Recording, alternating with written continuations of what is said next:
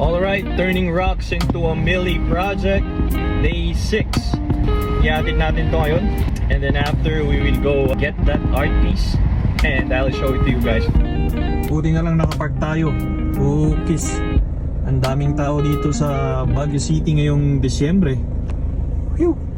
Nakachamba tayo may papaalis na sasakyan. Siyempre tayo na rin yung sinmoblat. Ano nga ba ang Tagalog ng sinmoblat? Tayo yung sinmoblat o tayo yung pumalit dun sa parking slot niya? Ay, kamusta kaya? Uy, alright. Ganda ba? Sige, ganda. Of course, first. Oo! Akala mo, iPhone na eh. Oo, everything damot ka ng t-shirt mo. Nag-shatter. Pwede, yung bag. Tapos, Wapo, ganda nito. Pakibilang. sige ka. Ayos! Thank you so much. Alam ko sabi ko sa inyo hindi ko nilalabas yung dati nating content pero eto singit ko lang nagmerienda nga pala ako dahil gutom na gutom ako kanina. Hindi pa pala ako nanananghalian. Yung fried chicken at siopaw ng Baliwag, panalo. And we are here. Nandito na tayo sa papasok sa Green Valley at may nakilala kong artist dito a few days ago nung kaka-announce ko lang ng project na to. I checked out some of his works nung dumaan tayo dito at nagustuhan ko yung isa. At sabi ko sa sarili ko, magkaroon lang tayo ng budget o di kaya item na mataas din yung value, balik tayo at ipagpapalit dito.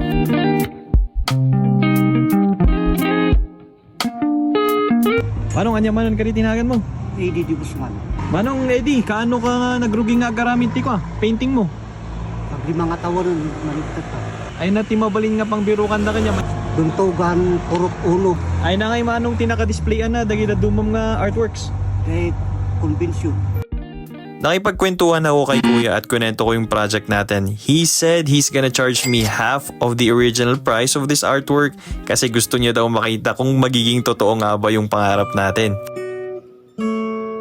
Sa pagkarami-rami ng display ni Kuya Eddie, bakit nga ba etong piece na to yung pinili natin?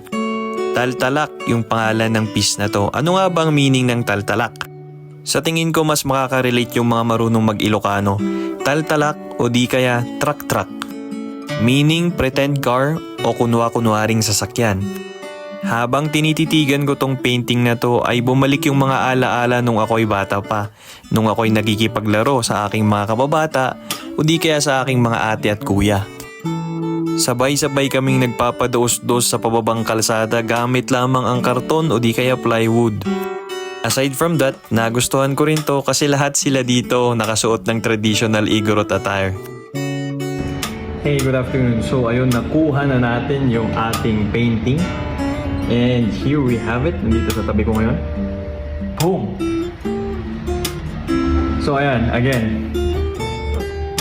Let's change it up a bit. Kasi I want this to be traded to an item. Hindi ko alam kung matagal ako mag-aantay, kung mabilis lang. But if you want this painting right here, it's called Taltalak. At kung may maipapalit ka na item, anything actually na sa tingin mo ay medyo mas mataas sa value nito or mas mataas sa value nito, pag-usapan natin yan. Alright, that's it for today. I'll see you again on the next one. Bye-bye.